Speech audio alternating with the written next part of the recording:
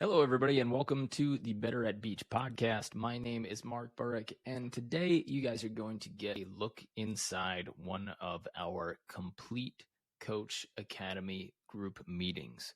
So we had a really awesome discussion that I think is going to bring a ton of good information for anybody who is coaching, either at the junior or high school level, as well as the college level. We talked with Colby Burleson, who actually we coached with in Salt Lake City. He was the club director for Hive Volleyball, one of the absolute powerhouses of indoor volleyball. He has since left that club, and he is now coaching beach volleyball for University of Utah.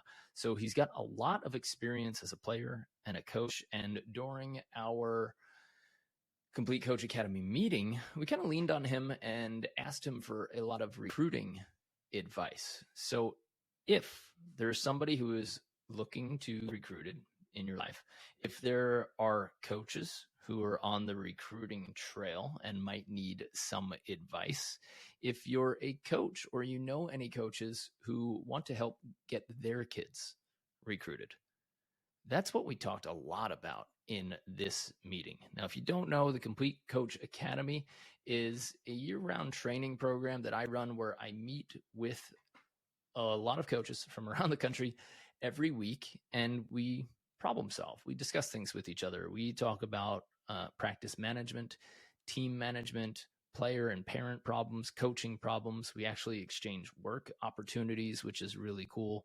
And we share a lot of our coaching philosophy here at Better at Beach.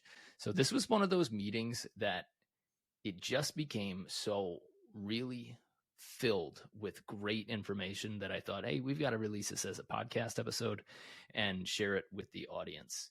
If you guys want to become part of the Complete Coach Academy and meet with us and other coaches every week and learn from elite players and elite coaches doing it at the highest level, you're more than welcome. Just go to betteratbeach.com/coach.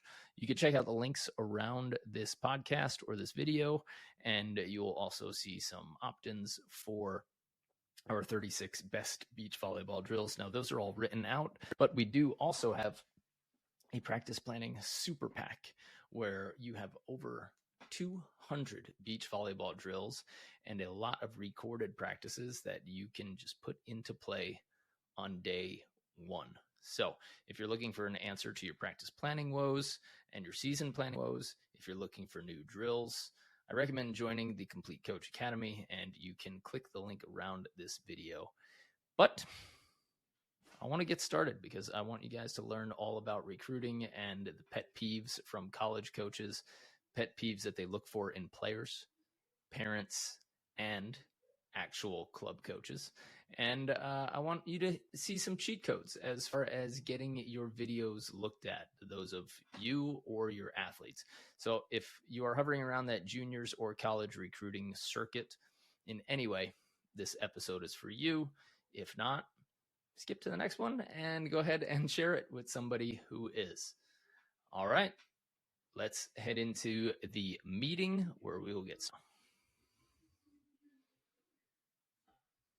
So I know Colby is here, and Colby, if you're not too busy, he coaches for Utah, their beach team. He also was the director for Hive Volleyball, which, if you guys don't know, is one of the powerhouse indoor clubs in the country.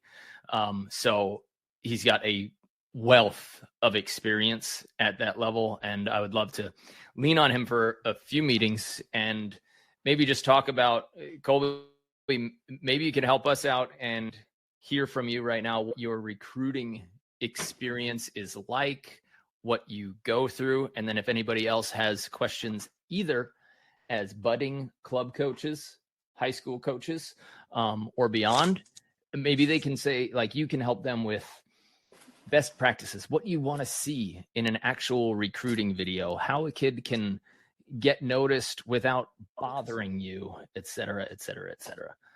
So maybe you can introduce yourself for a second. Yeah. Hey guys, I'm Colby.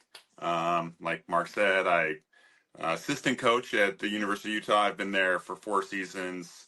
First two, I just was volunteer, and then this will be my second season uh, as a paid assistant. Started helping out with recruiting last year. Well, I helped with recruiting prior, but officially as a recruiting coach. So been out on the road doing some of that stuff. Coached just about every kind of volleyball, juniors, adults. Coached with Mark when he was doing a little stint here in Utah years back. And yeah, love coaching. Definitely really enjoy the recruiting aspect. I'm kind of a volley nerd in that I could sit and watch volleyball all day. So that kind of fits right in line with what I currently do. I just spent a couple weeks down in Hermosa watching a bunch of juniors. And yeah, we're right in the middle of still recruiting is one of those things that never seems to end. Actively out there recruiting, got visits coming in, some recruits coming in tomorrow and Thursday this week, and yeah, it's a lot of fun. But yeah, definitely happy to help with what I look for. I can't speak for all coaches by any means, but and kind of how I go through my process. I think on the beach end, I assume everybody here is probably beach coaches specifically. Is that right, or do we have some indoor guys? I think we have a few that do coach both, but I don't think Cool. we have anyone in here who doesn't coach at least a little beach. Cool. Yeah. Yeah, I mean, beach is still a little bit different, and I think in some ways behind in terms of like how uh, college coaches are still like gaining information from recruits.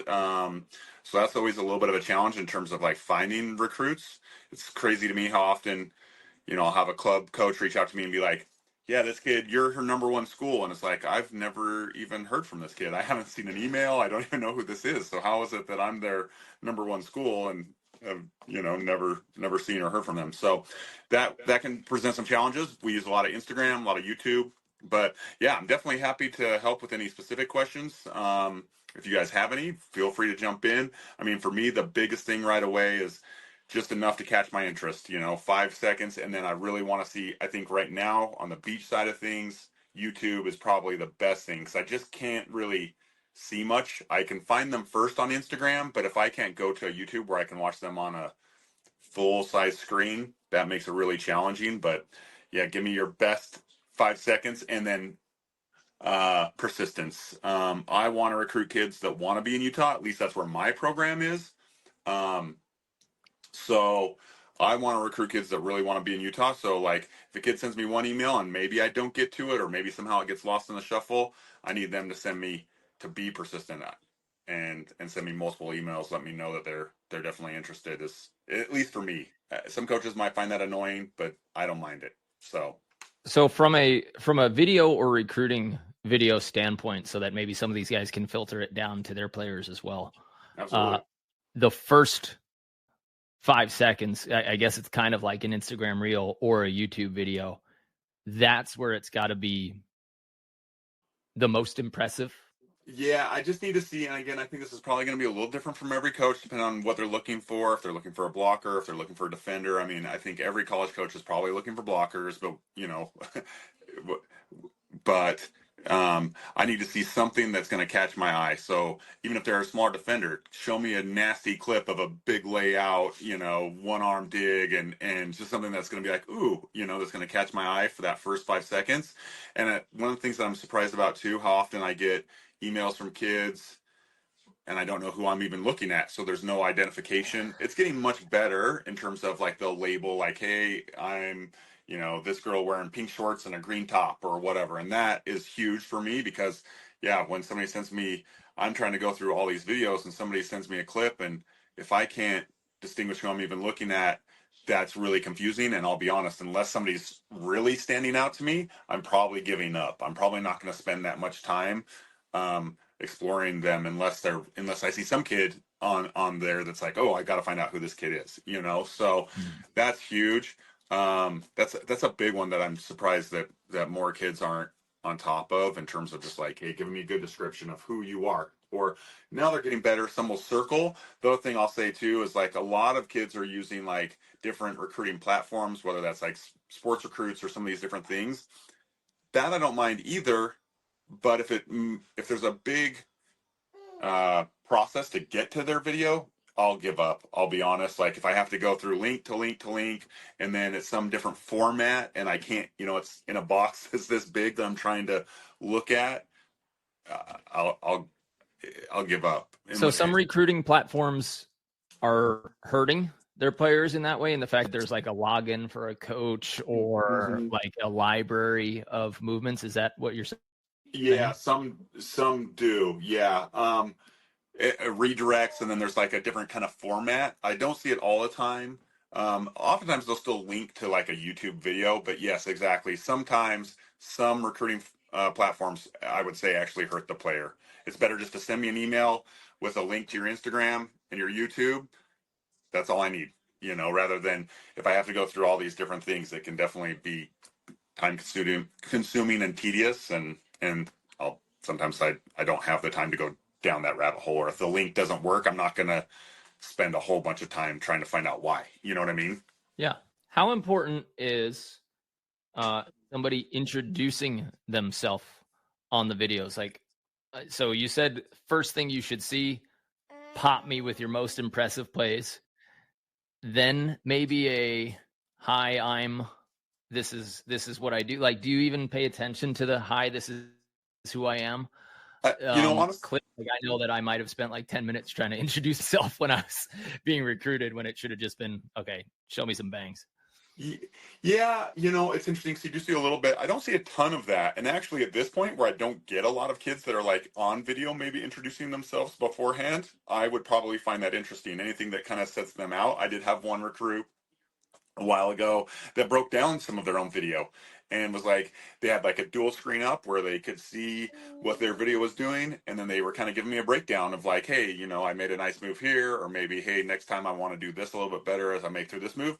And again, anything that kind of lets me connect with what they are, who they are as a player a little bit more, that just helps them stand out, is beneficial. And I think we all know that as club coaches, but finding creative, unique ways to do that. So again, if somebody sent me a video that's like, hi, I'm so-and-so, and this is a little bit about me, and here's my top 5 plays or something like that, I'll be honest, that probably would intrigue me to where I'm like, okay, but if everybody was doing that, maybe I wouldn't spend that time. And I think that probably comes with just different recruiting trends over time.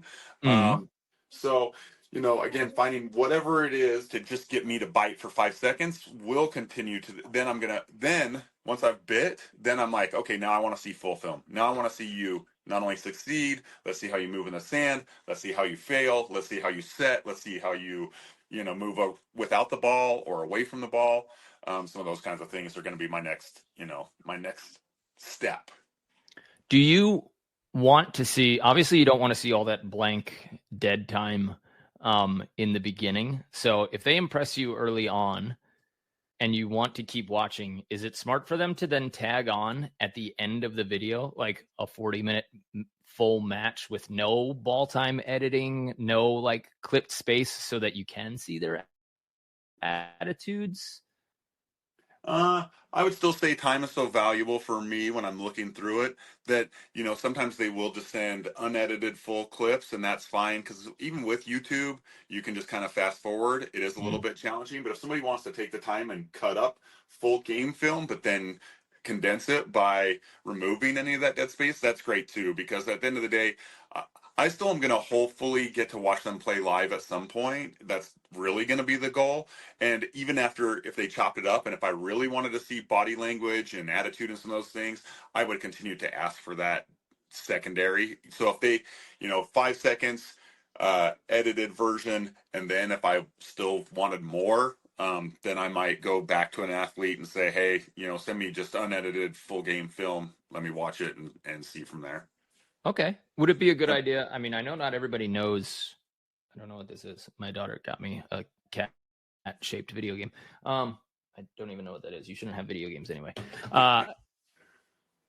What if, since people aren't really trained in YouTube, for us, we always then link to the next video that you should watch on our channel to try to like keep you interested, and the YouTube algorithm helps us out.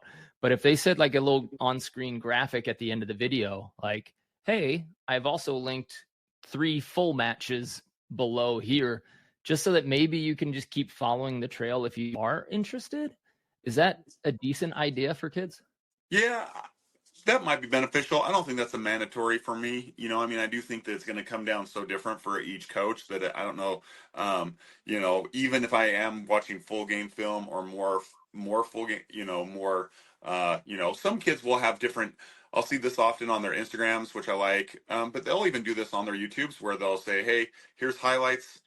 Even within their highlights, they might have it segmented into, how you can timestamp and go, okay, hey, here's hitting, here's blocking, here's defense, here's serve receive, whatever. That's beneficial. So I can just kind of click through to those different areas if I want to see something different. But so, like I said, highlights is great. Or even I'll see occasionally on YouTube where they'll have like just a separate clips of just like, hey, blocking highlights here is a separate film.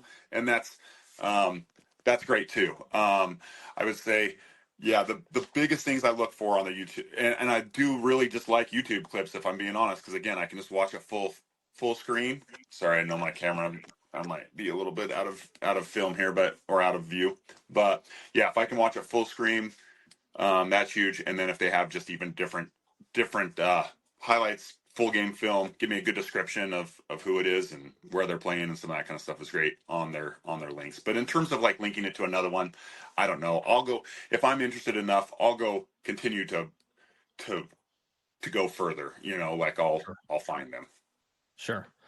To me, recruiting, guys, is if you're trying to get recruited, it's marketing.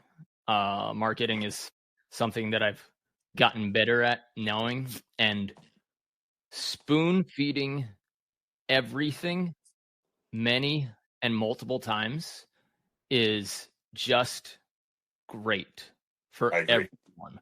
So if you can include, like, even in our support emails, we've talked with it with Matt, who responds to a lot of our support emails. If you say, yeah, go to our camps page, no, that's not the appropriate response. Our response is, here's the link to our camps page. Click on it and go to blah, blah, blah. So you always find the absolute easiest pathway for this person to continue looking at your players' films. So I just want to take this back to time stamping on YouTube, because if I were a coach and I were recruiting, I would be 100% the same way. The fact that I can't fast forward through an Instagram post would kill me. I just like, all right, next, come on. And I don't want to spend even a minute. You guys know how when you get bored in the middle of social media, like you just flip to the next thing. So Instagram, sure, build it, but don't rely on it. And get those videos on YouTube, which is exactly the same. But even on those YouTube clips, get an email that your kids don't use for anything else, that that either the adult is monitoring or doesn't have their personal information. We don't really want to put that out there, and I'm sure a lot of parents would be concerned about that, and rightly so. But how do we get in touch with you? Don't put your phone number in that YouTube description. Put an email, link to something, link to more videos, other videos. As far as timestamps go, timestamps on YouTube are very easy. All you have to write is 0:00, and then right next to it, intro. Then you can timestamp everything else right after that. So then you could write like 1 minute and 15 seconds. So 1:15 seconds, blocking highlights, defense highlights. And all you do is you just put them all on their own lines, so that's how timestamps works. And then Google and YouTube will actually create those little segments automatically for you when it uploads your video.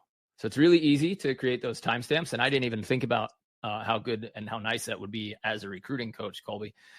So that could be nice. And then even if you do want to do like a full match, like we are saying, you could put that as the giant end chunk. Somebody might watch a 45-minute video, most likely not. But again, if you, like Colby says, if you catch them within the first 5 seconds of, don't show me down ball, free ball passing reps in your first 5 seconds. Show me the absolute best banger plays that you have made. And then let's get into a very quick intro. And you could say, like, I've actually written, a little bit more about myself in the description if you're interested in my academics or anything like that. But keep finding the easiest ways for this person to learn more about you, and then 100% for them to get back in touch with you. I know that most of it will come through an email, so they have that reply too, but you've asked them to click out of their email. They're now on your YouTube video, so that's where that next link also belongs. So if you guys are into marketing or like promoting your clubs or anything like that, spoon feeding the next step that you want them to take and creating the easiest possible avenue through links, URLs, email addresses, what have you, even connecting your volleyball Instagram. Maybe they just want to swipe through and, okay, I'll follow you on Instagram as well. Then it just creates those next steps. So just keep thinking, what is the next step I would want them to take if they were going to recruit me? Or that they have to take in order to recruit me. Maybe you even start, this gets a little weird. I don't think I would recommend that. I don't know. What do you think about linking your future tournaments, Colby? Yeah, I think that's great. I think most of that does happen usually in emails, which is nice. I was going to say too, with the Instagram, I mean, I actually do really like Instagram to be a little bit more personable. So having having a picture of you as just a player, like whether that's, and a lot of times players will do this when they, medal in something, they'll post a picture with them and their partner. I really like that because it does help me put a face, because sometimes as you're going through and you're watching these kids, it is hard. And maybe I've met the kid, maybe I've seen him at a camp, maybe, but without that face with it, that personal connection, it's hard for me to make that connection. So I do like Instagram for that reason. I don't need that as much on the YouTube side. And then a lot of times, like I said, like for us, I know on the indoor side of things, a lot of times they use a university athlete. We don't have that as a recruiting tool on the beach side. And so for me, sometimes I'll be watching a player live and I will just find them through their Instagram, through like the pool sheets or whoever's organizing the tournament. I'll see, okay, hey, this player's name is Sophia, whatever. I'll go right to her Instagram, look for her there, and then I'll even, if I can connect her right away, that's perfect. Because then if I'm looking out to try and make some contact with them, maybe they haven't sent me an email, but having that good information that I can find out who they are on their Instagram is beneficial. And most of these guys do now have like beach or volleyball Instagrams, which I think is great. And then having like their own separate, email, like Mark mentioned. But yeah, spoon, that's perfect advice. Make it easy for me to find out as much information about this person, and to be able to find more stuff for them is definitely key for sure. Cool. Yeah. What, from the coaches side, from club coaches, high school coaches, what are things that they do, can do, will do, have done that you go, I'm not recruiting from your club. I don't want to converse with you. I'm definitely not recruiting this athlete just because I don't want to deal with this coach. So what are your, I guess, my icks, as the kids say these days, the coach's icks, I guess. Yeah. What are your icks from club directors and coaches? So we'll get to kids in a little bit, or like what they're posting and how their parents, then, because we'll get to parents, then we'll get to kids. But since we're in a coach meeting here, let's do it. What do you think is the absolute icks for coaches and club directors? I love the opportunity to talk with coaches and directors. I think it's awesome because it does give me, and I think most coaches and directors want to give me good information. And so far, most of the relationships that I've had the opportunity to interact with club coaches and club directors is very positive. Obviously, I know they want to have good relationships with me, because then that helps get their kids recruited. I do think occasionally I've had coaches really want to push players that I don't think make my program better. And they might be the nicest kid on the planet, and maybe they're a great glue kid that's going to make my program better off the court. And I do even value that. And so I'm interested in having that conversation, but we need to have a very clear conversation about what the value of that player is. So if a club coach comes to me and says, hey, look, like, I know this kid, just be super honest and super transparent. Like, look, I know this kid might not look like the perfect example of a kid that's going to make your program better, but these are all the attributes they bring. That's great.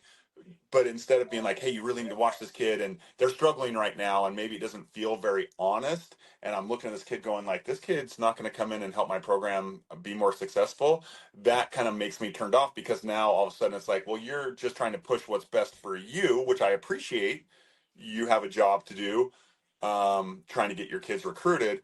But I think even just being familiar with where my program is, and I know that's hard because there's a lot of programs out there, but I think sometimes coaches might, I know in Utah, we're not in that upper echelon in the top 10, top 20, but we're just outside that. So sometimes I think coaches might have a perception of a kid that might be a good fit for my program without actually knowing what my program is. And so maybe talk to me, hey, where is your program?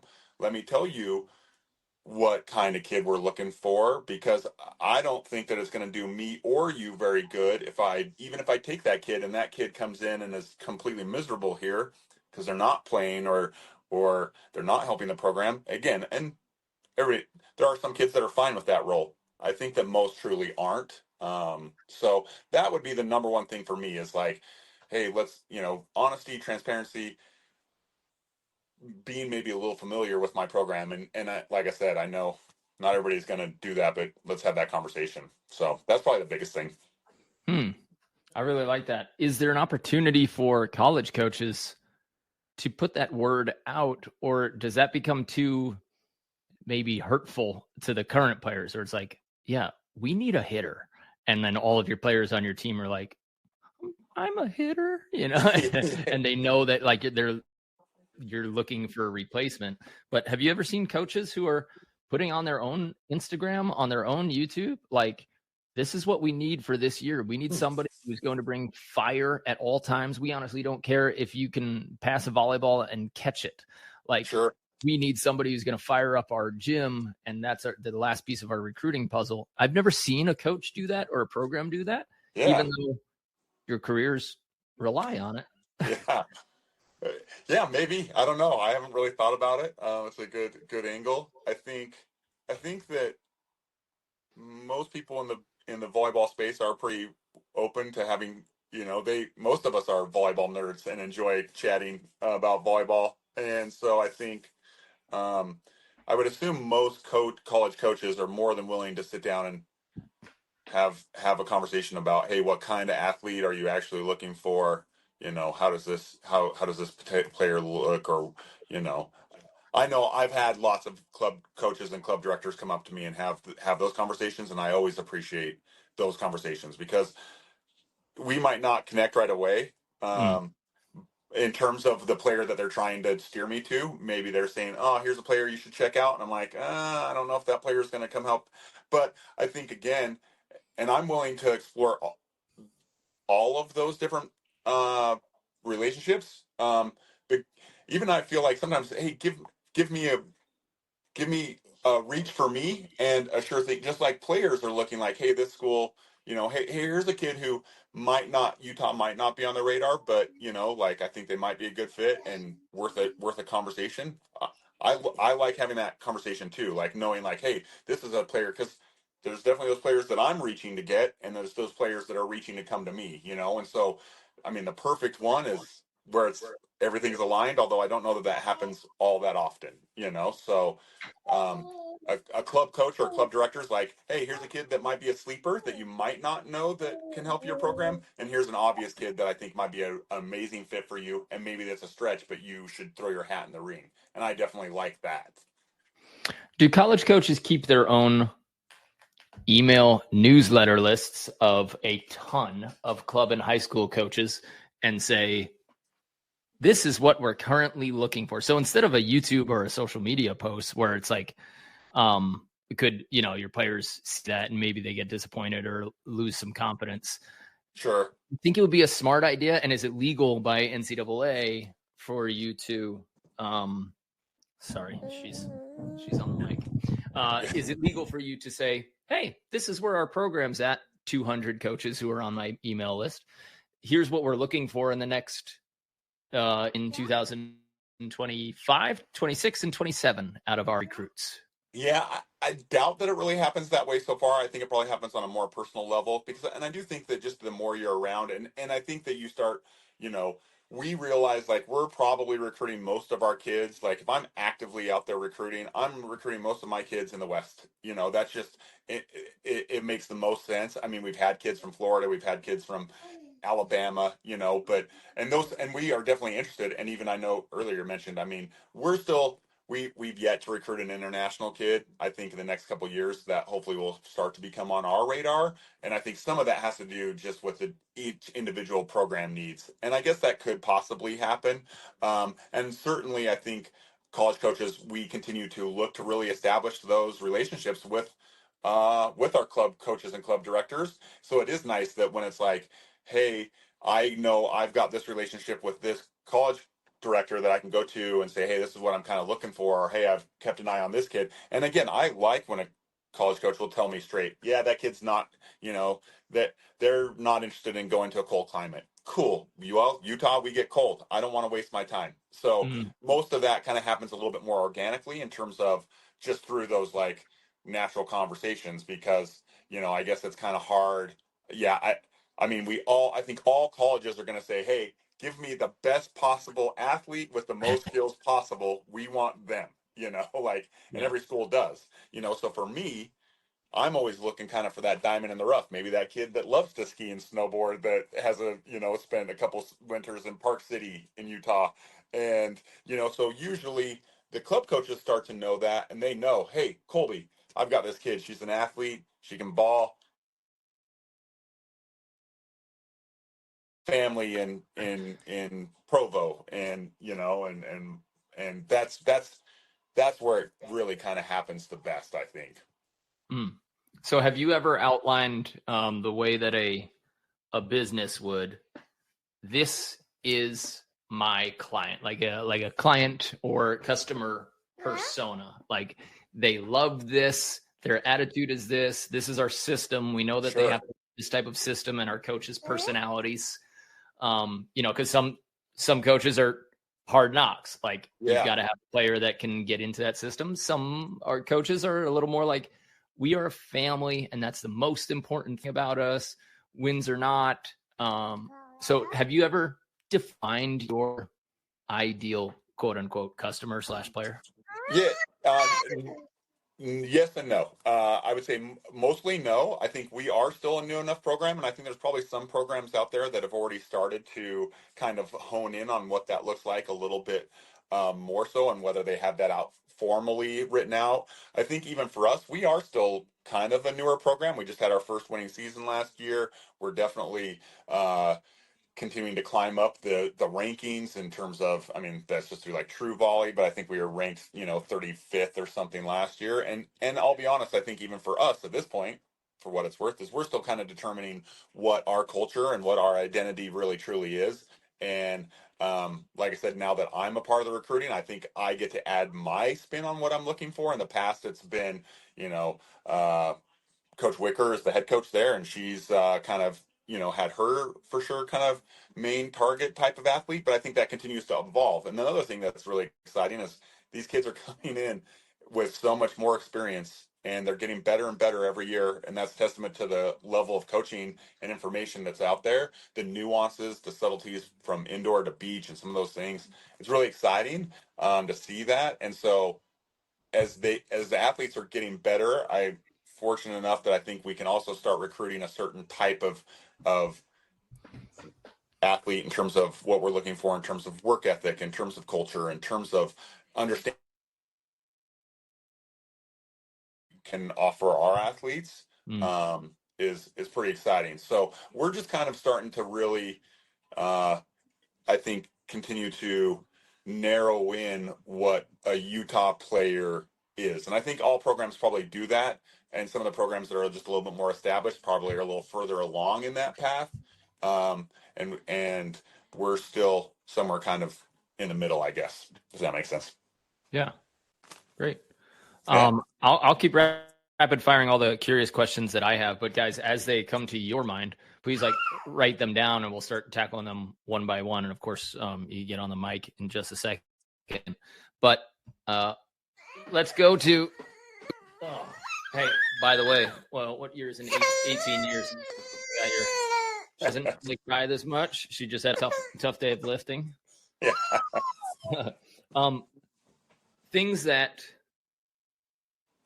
parents can do that you immediately notice and that you go, nope.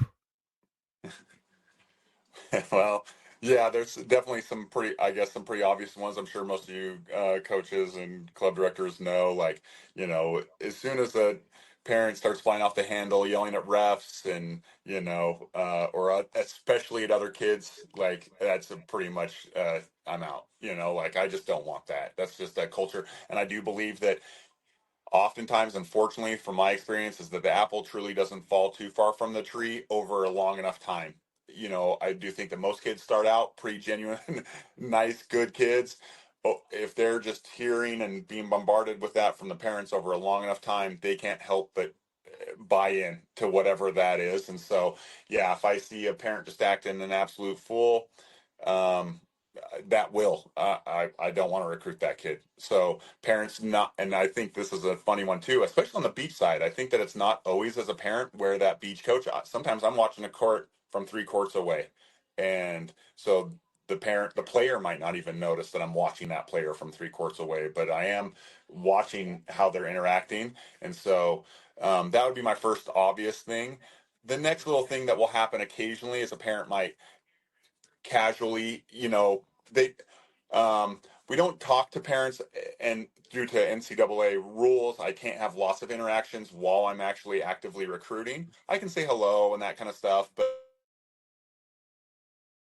to kind of make some excuses for child. So if they do get the opportunity to say hello to me, or maybe I'm walking to the convenience store to grab a soda or a Gatorade or whatever, and oh yeah, Sally over there, is suffering from whatever, and it's just like, yeah, that's great. But as soon as I hear the parent make excuses, then I just can't help but feel like, oh, we've got a whole list of excuses that are just probably attached to this player. So say, parents tell me hello, saying, nice things about Utah or ask me a question about Utah. I'm always game to do that. I enjoy those kind of interactions. But as soon as, yeah, excuses is something that I just, and again, I think that's probably most coaches. I'm sure you guys can all relate to that.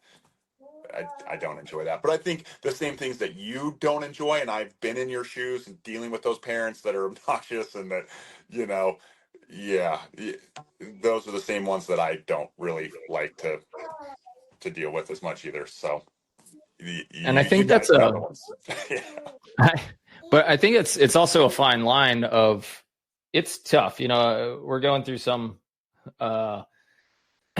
you meet some people who you kind of out loud, you say something that's a pet peeve because they're representing exactly that, but you just kind of put it into the world. And then that person who you were actually targeting, they're like, yeah, God, I hate that. And it's like, this is you. So it's like, how do we hold a mirror to ourselves to say, like, okay, I'm supporting my kids. I want them to feel good. I don't want them to feel good about failure. But I also don't want to like hammer them into the ground. So every now and then it slips out of my mouth that, like, hey guys, we had a long travel day, so it was a tough tournament. I know that you guys are all sore, and even slight things like that, you start going down the trail of like, hey, that's an excuse to not perform. And I think as coaches, we've got to limit ourselves to that. It's definitely easier. Sometimes you can recognize the type of player. Like I was helping out DJ Klasnick, Marine's fiance, this morning, and he's a tougher mentality. He's got that Serbian mentality where everything kind of turns into like, no, you just need to tell me what's not good enough. Like I'll fix it. And that's very different than I'd say like a current American mindset, where it's like, don't hurt me, build me up at all times. So there's a different way that you can and probably should talk to different athletes in order to do it. But at no point should you put an obstacle, an excuse, a reason for why somebody can't in front of them. You can just show them what needs to be done and what can be done. But holding up a mirror to yourself and the words that you say and how you say them as a coach, depending on what program you're in, I really recommend that thing that we had in our sessions. If you guys haven't seen the sessions yet, they are in your library. But one of them is talking to your partner, and it asks you to send a text to 5 people who you have played with in the past or are currently playing with and say, hey, can you please be grossly honest with me? I'm going through a personal development program. Can you tell me the 3 worst parts of playing with me or things that you think I need to repair? And if you're a head coach, this is scary. If you're a club director, this is scary. But without internal feedback from your people who see you every day, and without opening that up in a constructive way, no, Mackenzie, that is way too big.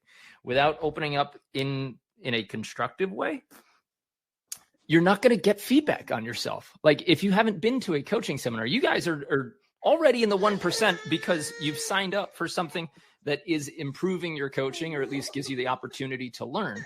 Most people don't. I remember, okay, you like pineapples. I get it.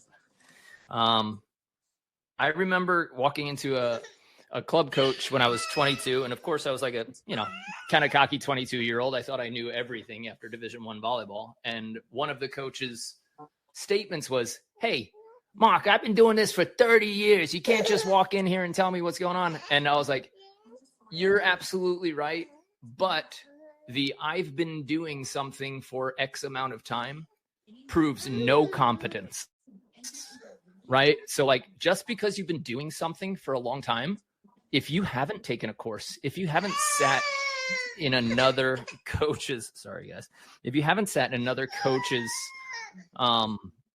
practice, if you haven't asked somebody to come to your practice and be like, what did you like? What did you hate about that practice? Man, what a tool that is. Like, open yourself up for a second, just the same way we do with our players to get hammered. To say, not like that. To open yourself up to get that critique, right? And if you haven't had some other coach that you trust and like, watch your practice and go, if you were a club director, what would you like? What would you not like? What would you want us to keep doing? That's such a massive tool that you can do.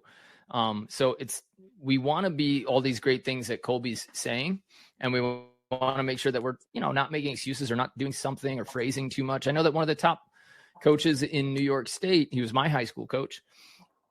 He takes 20-minute sessions during his practices to talk.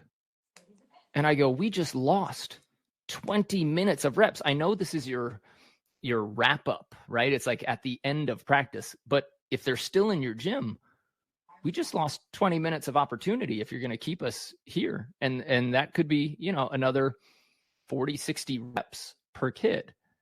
And if you annualize that, if you're practicing 4 times a week, and then you analyze that, how many hours did you lose by your storytelling?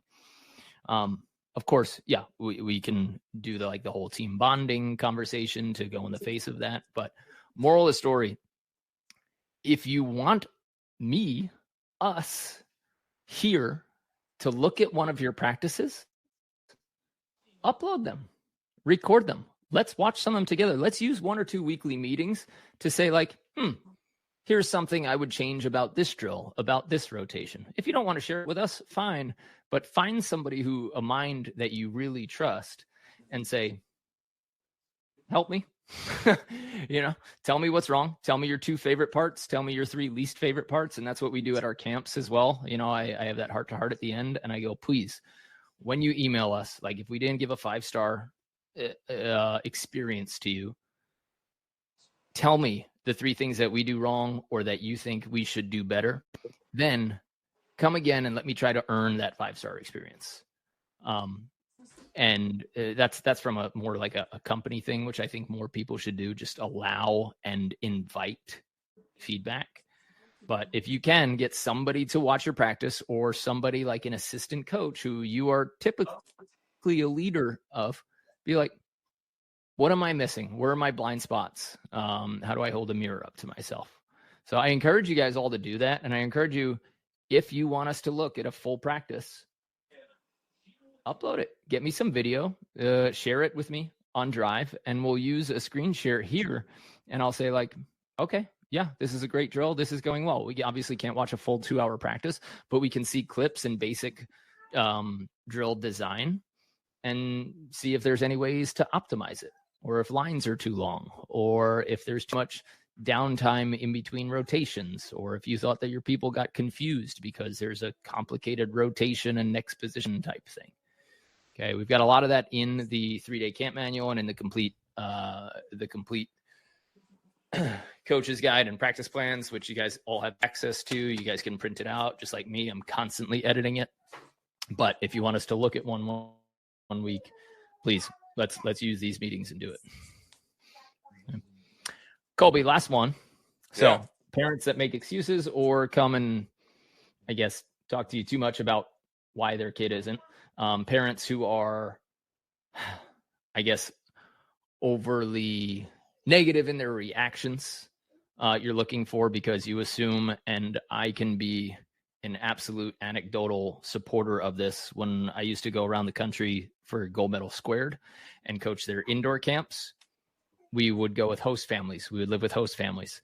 And if the adults had a certain way of talking, if one of the moms offhandedly said like, oh yeah, well, you know, some of the players on the team are not really into it, not with it, 100% of the time, their kids were direct mirrors of their parents. And even like adults are better at hiding it. Kids don't have that level of a social experience to say something kind of digging, but hide it. So the kids were actually more negative than the parents' slight negativity, right? So something to look for your parents.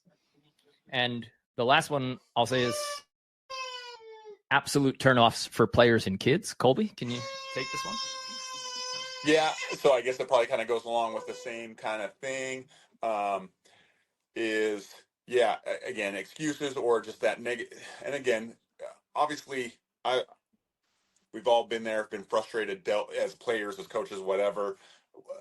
But again, when, you know, whether that's a parent, whether that's a player, is not only making excuses, but they're kind of projecting, and it happens a lot in the beach world. And I can honestly, we've probably all been there where it was like, we probably could have won that match, but my partner couldn't side out or whatever. That's just and I'm sure you guys all know this, you know, as soon as I start hearing that stuff, it's just like, you know, like it's always, you know, that one's just a tough one too. You know, like, you know, we're a team. It's 100% a team. We win as a team. We lose as a team. Doesn't matter if I didn't see a single serve. I've got to find a way to help my partner be their best. How can I do that? So again, when I hear that, the player, parent, those kinds of things, parents still, that was one other thing I was going to add on the parent side. Is like when I hear the parent also bad mouthing the partner, it just makes me go like, you're bad mouthing the partner to me. Like, you know, that's just not a good look. And like I said, I think players won't fall too far from that tree in terms of the parents constantly bad mouthing the partner. Yep, partner couldn't side out. Well, why are you playing with them? You know, and you're not a team player with them, then you're probably not going to be a team player with me. And that's a big one. I know one thing I wanted to add on with Mark, and this is kind of now bouncing around a little bit, but the other part about just that excuses kind of thing, and I know for me, even as a coach, I know I had to kind of really start narrowing in on what my standards were. And yes, and I can appreciate we've all been there where, you know, maybe there is some kind of excuse, and we played late in pool. We were the very last game people in the gym, and we had to wake up super early and be back, and maybe we weren't at our best. And that's legitimate. But I think that once I started really locking in on what my core values are and saying, and really, I think as coaches, we want to give a lot of variety to our players and to our kids. And this, whether this is the juniors level or from my level, I want to come in and have all the right things to say to them all the time. But once I started narrowing in and having a few of my core values become consistent, then it let me always go back to that and create a better culture. And so, yes, I can say, hey, we are learners. We are always learning. We're going to always be learning. And yes, we did play last. And yes, we had to go up early. And this was a challenge for us. And yeah, you could use that as an excuse, but we use this as an opportunity to learn. And I think that spreads not only to our players, to our parents. Obviously, you can't control the parents and ultimately even really the players. But I know for me, that just kind of made, and that's something that I continue to evolve, but helped create that culture that is so important. So, and most of you guys probably already have some insight on that, but I know when I stopped trying to do too many things and became a little bit more consistent, that actually really helped me know how to navigate through the different challenges, because some things are very black and white in terms of how you handle situations as a club coach or a club director, but in those gray areas, if I can always go back to like what my core values, what's the most important to me, and then how I handle those situations with my players, that just helped kind of clarify some of those answers for me. So yeah, another little kind of nugget there, I guess. So awesome. You're full of them. Yeah. Full of nuggets. Full of it, that's for sure. All right. So I know, Travis, you had a question, but if you guys want to open up your mics, and if you guys have any questions for Colby or, of course, us, more than welcome to ask. But Travis, what was your question, since you're the one who... First off, just apologies coming in late. I was just off the sand with my juniors that I'm training. So yeah, apologies. I missed half that session there, Colby, but I'll definitely watch the replay and check what I missed. I'm just an add-on in terms of touching base with what can we improve, rather than looking at those excuses. What did we do well, and what could we improve for the next time? I feel like that's a really good way to frame things. And yeah, then we can actually highlight and celebrate those little victories, but also recognize, hey, we always got beat on that cut shot, or yeah, we just weren't peeling quite right today. So yeah, let's focus on that one for the next one. So yeah, just a little addition there. Yeah. I also want to just point out this from a coach direction. If you guys are, again, in companies or have your own, you'll recognize this maybe from your own playing careers and coaching careers. But those problems, like Travis said, they come about, but you still have to have a direction that you're moving in. And even if there was a reason that you lost, but it is outside the direction that you're headed in, or outside your season or monthly plan, okay, that wasn't part of our journey at this moment. So don't attach yourself to all those million negatives or 2 or 3 points lost because of a certain shot. Like, it's not the time to just completely go in a different course, where you set the course at the beginning. You know where you're headed. You should have a plan, and you should have a season plan. Well, if you're a high school or a college coach, you should have, and a club director, you should have a 4-year plan. Then you should have your season plans, your monthly plans, and then you will it down to your weekly and your practice plans, right? So even if you lost for a certain reason, don't go off course and say, oh, I got to fix that. Oh, I got to fix that. Oh, I got to fix that, right? It's going to be too painful for your players. It's going to be anti-rewarding, because they'll never feel like anything is improving if you're only focusing on the negative and then you try to work on something. The only time you're going to see vast improvement is when you spend a lot of time fixing one problem. And if you can take the right stats, or you design the correct drills to show your players that they are in fact improving over time at what you're working on, that becomes like, yeah, oh, look, we are climbing that mountain. We are getting better at this. Cool. And that's in our design. So if you're working on, doing nothing but being aggressive and hitting hard, but you hit 3 or 4 high lines out, and that was the match or match point, that's not the point, right? The point is, well, did we hit hard? No. So I'm not going to fix your high line, because we needed to hit hard. So we went off the track of what we're trying to do. So from a player who went through it and was like, oh, I missed a cut shot on match point, and then you spend the next week hitting cut shots because that pain is still fresh. Like, that's not what we do. We set the course for our season, and we do that. And same thing for companies. There's a million directions that we can go with our company, but I've got to remind myself, hey, we've got to bring this back to focus. What are we trying to do? What's the course for this season? Oh, okay. Yeah. All right. So we're not getting enough hits on YouTube. Is that what we're focused on this year? No. Great. So that eases my pressure. Like, all right, I don't need YouTube. We'll pick that up next year. Right. So just a reminder of you guys to not get attached acutely in match to the negatives or the lost points that just happened. If somebody hits a cut shot and your partner or your kid doesn't dig it, don't teach them how to dig a cut shot right there, unless that's what you were working on for that week or that month, right? That's the time where you can offer that feedback. But when you just aim your feedback in all different directions, attaching to only the negatives, you are not being a good coach. You're not being a captain who's steering the boat in any direction. You're just chasing random birds flying around the Pacific. All right. Any other questions that you guys might have for us or for Colby or for anyone here, if you just want to throw it to the group?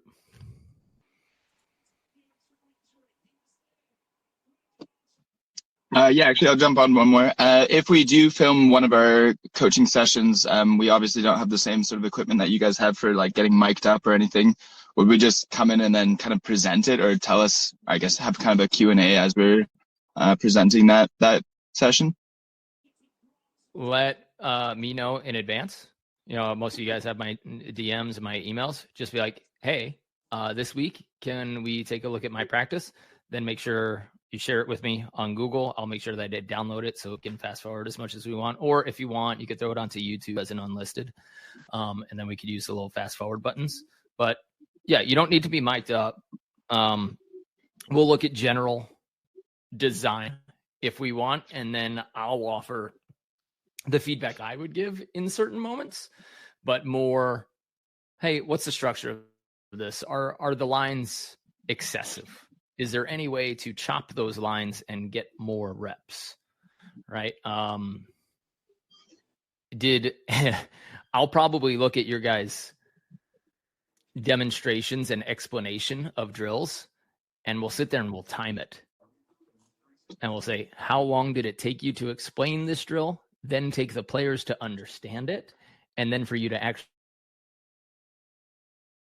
you know, from the handbook that I gave you guys, we don't explain and then demonstrate, or we don't only explain, demonstrate while explaining, so that they have the visual learners taken care of and the auditory learners taken care of. It's a really good way to practice, because everybody looks at each other after an explanation anyway. And if you're the type of coach that's always making up random drills, you're also going to cause a little bit of downtime without reps. So find those drills that you love, and then just figure out ways to insert the thing that you're working on. So if we're working on transition defense, hey, we're still playing king and queen of the court, but I'm just going to start king and queen of the court by hammering a ball over the net at somebody. Right. Or, you know, start with a trouble set. So we can run the same drills over and over and over, and just have a different focus or initial ball or reward or a bonus point for if they accomplish the thing that we're working on. Anyway, yeah, record the full practice, put it on video, and then tell me in advance. And then it'll give me a little interlude to say like, okay, great, we can look at this practice. Nice. So for my session coming up on Thursday,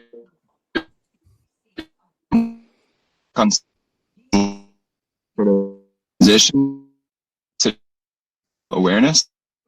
I assume that I get. Is there any suggestions off the top? How to incorporate that to years?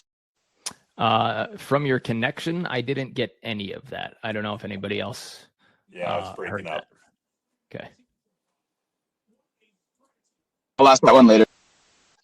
Okay, cool. Yeah, ask it in the group, the Facebook group or the community, and then we'll throw it in there. Okay, I just want to give a shout out. You know, D3 Beach is growing quite a bit, growing pretty fast. We're a new program in Virginia, but D3s generally only have really, really small budgets. So my recruiting budget for the year is $1,500. Don't laugh, Colby. You'd be surprised. Mine's not much better. So I don't get to go out and see the kids as much as I would like. I'm also head coach of the indoor women's, so I get pretty busy. But so with that small budget, with my time restraints, video, I mean, I recruited 16 girls this year, and I saw 9 of them play, and the rest of the recruiting I did was off of their videos. And then I had them come out for a visit, watched them play a little bit, and that was it. So I rely heavily on coaches, and I have coaches that when I'm recruiting a girl, say maybe in Washington State, that I reach out to, and I ask them, hey, what do you know about this kid, and what do you know about their family? Because I don't get paid enough to deal with Colby's laughing because he knows exactly what I'm saying. But yeah, I don't get paid enough to deal with having to try to coach their daughter and then have them try to coach me how to coach their daughter. So anyways, D3's growing. I just wanted to put that out. No athletic money, but good academic money. Great experience. It's a really well-rounded. Most of them are liberal arts schools. So it's been a cool experience. I've been at the D1 indoor at a few schools, and the D3 model is kind of a cool thing. We get more of a relationship. It's less of a employer-employee relationship, and it's more of a mentor relationship. So it's been kind of cool. Anyways, I just wanted to throw that out and say that video, all of those things that we were talking about are really important, and that getting me hooked in the first 30 seconds is pretty important. Awesome. Thanks, John. Yeah, I think some homework that we can do just from this meeting, if you guys are interested, find somebody to watch or observe your practice, or if you're assistant coach, use them for feedback. What do you think we could or should do more of? This is not me telling you that we're going to make changes. I just want to hear your honest, open thoughts for the improvements that you think we could make or that we should do. It's so valuable to at least open that up. Plus, it makes them feel more valued, right? As an assistant coach, to say, like, they actually want to hear my thoughts. They actually want to use my brain instead of me just being their underling who can feed balls. Some of them will be open to it. Some won't. They'll soften it, and some will come on a little hard. But it's up to you to find the value in it. And so that's one piece of homework. If you guys can do that, find somebody to observe or ask for feedback from your people. And then the other one is, I think, encouraging your players to say, like, hey, we did talk to one coach. We think a YouTube channel is something nice, easy, free. And the first 5, 10, 15 seconds of your video absolutely have to pop. And we have to see the player and definitely know the player that's making the best possible plays.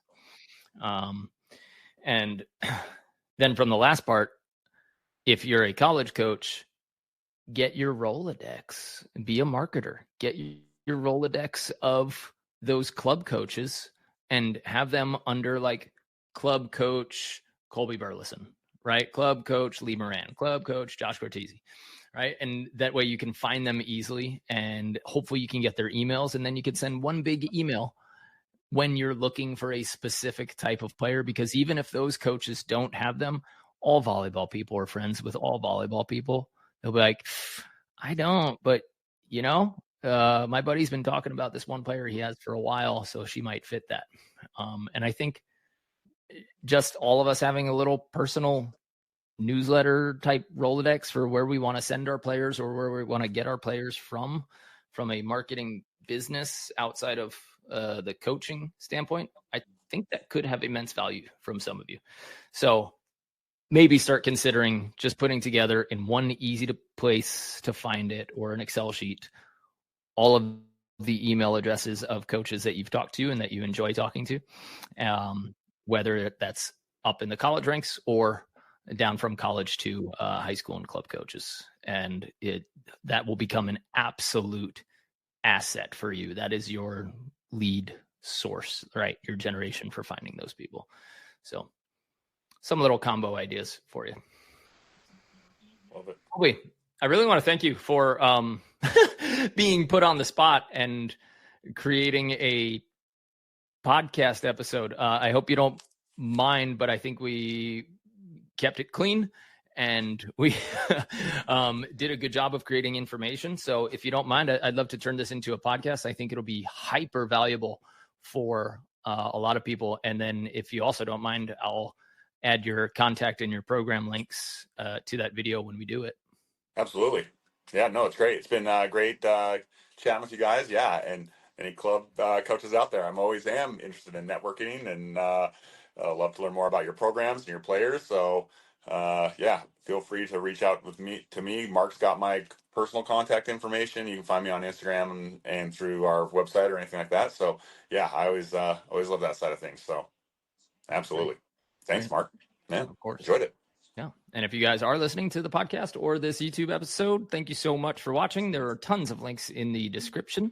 And what a great episode that we just had impromptu from our complete Coach Academy meeting, which you guys can find at betterbeach.com/coach. You can join, be a part of it, and be a part of our inner circle.